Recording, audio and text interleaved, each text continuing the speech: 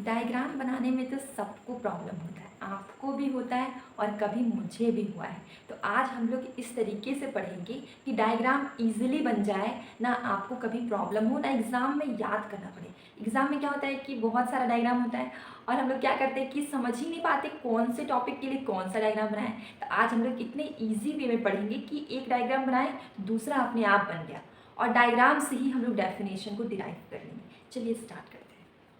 देखिए यहाँ पर मैंने आज का टॉपिक है movement along with supply curve और शिफ्ट इन सप्लाई कर्व। ठीक है, movement along with supply curve का एक और नाम है इंक्रीज और डिक्रीज इन क्वांटिटी सप्लाइड। अब मैंने क्या बोला, डायग्राम बनाने में प्रॉब्लम नहीं होगा और उसी से आपका डेफिनेशन भी डिराइव हो जाएगा।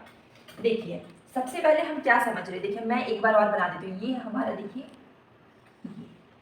ये है एक्स एक्सिस, ये है वाई एक्सिस। इतना समझ में आया? ठीक है, अब एक लाइन है जो कि ऊपर की तरफ जाता है। ये समझ पा रहे हैं ना, एक लाइन ऊपर की तरफ जाता है क्योंकि इसका नाम क्या है, आप देखिए इंक्रीज और डिक्रीज इन क्वांटिटी सप्लाई। तो हमें एक लाइन ऊपर करना है जो ऊपर की तरफ जाता है। ये हमारा डिमांड सप्लाई कर्व है। अब मान लीजिए ये हमारा एक ऐसे ऐसे और यहाँ तीन कर्व है। ये है ओ से पी। ठीक है, सॉरी इधर हमारा क्या आएगा, इधर मेरा क्वांटिटी है और इधर मेरा क्या है, प्राइस। एक्स एक्सिस में क्वांटिटी लिए, वाई एक्सिस पे क्या ले लिए, प्राइस। अब देखिए यहाँ पर मैंने क्या किया, प्राइस को बढ़ाया तो क्वांटिटी भी मेरा बढ़ गया। ठीक है, तो हम यहाँ पर ये करेंगे, प्राइस को बढ़ा देंगे तो क्वांटिटी मेरा बढ़ जाएगा। ठीक है, प्राइस बढ़ा तो क्वांटिटी बढ़ गया। एक डेफिनेशन डिराइव, जैसे कि प्राइस बढ़ गया तो क्वांटिटी बढ़ गया। और यहाँ पर क्या नाम है, यहाँ पर देखिए increase in quantity supply. Quantity मेरा इंक्रीज हो गया तो इसका नाम हो गया इंक्रीज इन क्वांटिटी सप्लाई। तो आप इजीली लिख सकते हैं कि एक ऐसा सिचुएशन जहाँ पे प्राइस बढ़ जाता है, बढ़ा तो क्वांटिटी सप्लाई भी बढ़ गया, इसको क्या बोलते हैं, इंक्रीज इन क्वांटिटी सप्लाई और एक्सपेंशन इन क्वांटिटी सप्लाई हो गया। उसके बाद सेकेंड स्टेज देखिए, यहाँ पे बढ़ने वाला एक्सपेंशन। अब हम इसके जस्ट अपोजिट आते हैं, प्राइस हमारा घट गया P से P0। सेकेंड सिचुएशन क्या है, प्राइस हमारा क्या हो गया, P से P0। प्राइस मैंने यहाँ से यहाँ डिक्रीज हो जा रहा है, प्राइस डिक्रीज हुआ, क्वांटिटी सप्लाई भी यहाँ से यहाँ डिक्रीज हो गया, Q से Q0। अब हम लोग एक और फॉर्मूला डिराइव कर लिए बहुत ही इजीली कि जहाँ पे क्वांटिटी सप्लाई डिक्रीज हो जाएगा इसको हम लोग क्या बोलेंगे, डिक्रीज इन क्वांटिटी सप्लाइड। और इसका दूसरा नाम क्या है, कॉन्ट्रैक्शन इन क्वांटिटी सप्लाइड हो गया। तो ये हमने कितना इजीली समझ लिया, कोई प्रॉब्लम नहीं हुआ।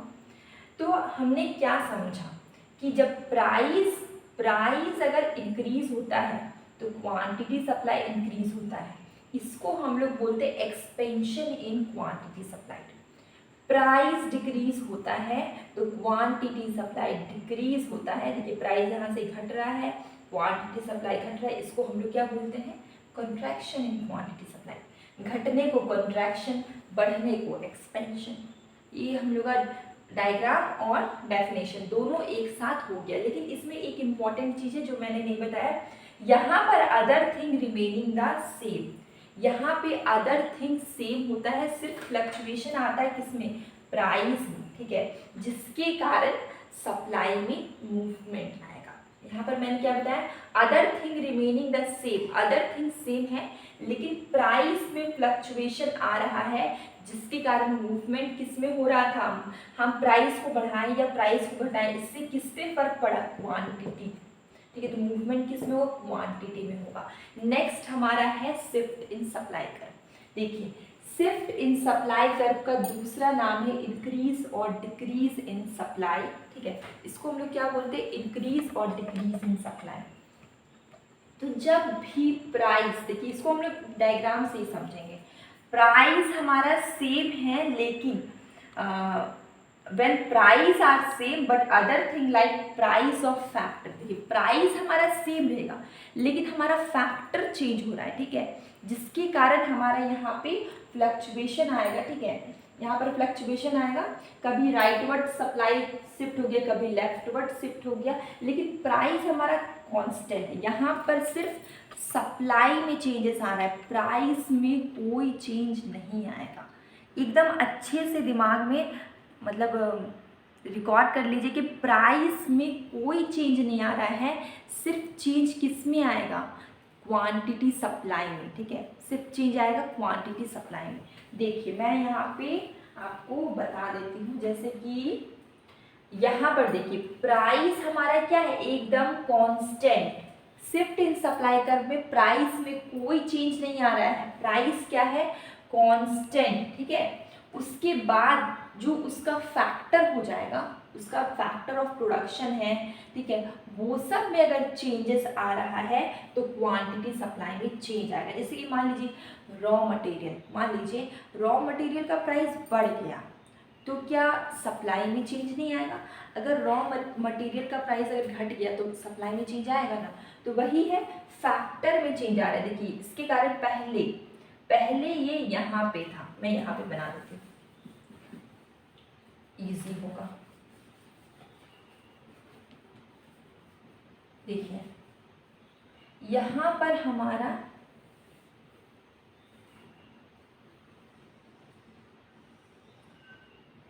ये x ये y, ठीक है।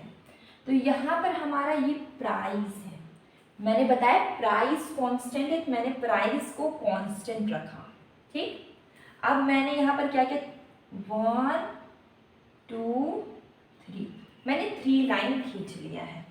तो यहाँ पर देखिए ये हमारा एक सप्लाई है, यहाँ से जाना चाहिए था, यहाँ से जाना चाहिए था, ये हमारा सप्लाई है एक। ठीक है, अब हमारा प्राइस सेम है लेकिन उसका फैक्टर में चेंज आ रहा है, जिसके कारण सप्लाई क्या हो जाएगा, लेफ्ट में शिफ्ट हो गया। ठीक है, सप्लाई क्या हो गया, लेफ्ट साइड हो गया।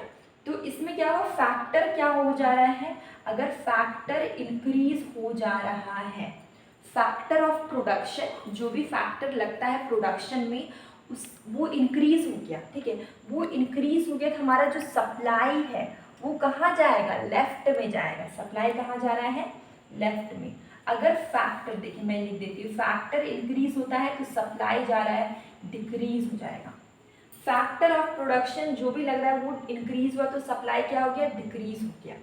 तो सप्लाई कर्व कहाँ शिफ्ट हो जाएगा, लेफ्ट वार्ड। ओके, लेकिन अगर फैक्टर हमारा घट जाता है, फैक्टर ऑफ प्रोडक्शन जो भी कॉस्ट लग रहा है वो मेरा घट जा रहा है, तो सप्लाई कहाँ शिफ्ट होगा, राइट वर्ड शिफ्ट होगा। ठीक है, तो जब लेफ्ट वर्ड शिफ्ट होगा इसको क्या बोलेंगे, देखिए decrease in supply, decrease in supply. और अगर राइट वर्ड शिफ्ट हो रहा है तो इसको क्या बोलेंगे, इंक्रीज इन सप्लाई। ओके, इसको बोलते हैं हम लोग शिफ्ट इन सप्लाई कर, इसका दूसरा नाम है। अगर आपको शिफ्ट इन सप्लाई कर पूछा जाए तो भी आप यही बनाएंगे, अगर आपको इंक्रीज और डिक्रीज इन सप्लाई कर पूछा जाए तो भी आप यही बनाएंगे। ठीक है, तो आपको ये डायग्राम तो सबसे इजी डायग्राम है, इसमें कुछ नहीं करना है, बस प्राइस का एक लाइन खींच दीजिए जिसको कांस्टेंट रख लीजिए, और यहाँ पर एक उसके बाद फिर यहाँ पे बीच में एक सप्लाई कर और एक बार सप्लाई को घटा दीजिए, लेफ्ट वर्ड कर दीजिए, एक बार सप्लाई को बढ़ा दीजिए, राइट वर्ड कर दीजिए। रीजन बस लिखिए, फैक्टर ऑफ प्रोडक्शन इंक्रीज हो गया तो सप्लाई हमारा डिक्रीज हो गया, फैक्टर ऑफ प्रोडक्शन डिक्रीज हो गया तो सप्लाई हमारा इंक्रीज हो गया। कितना इजी है, ठीक है ना। तो ये इस तरीके से आप शिफ्ट इन सप्लाई कर बना लेंगे। तो आपको आई थिंक आपको ये चैप्टर समझ में आया होगा। ठीक है, अगर आपको कोई भी कन्फ्यूज़न है तो आप कमेंट बॉक्स में मुझे बताएं, हम उस कन्फ्यूज़न को दूर करें।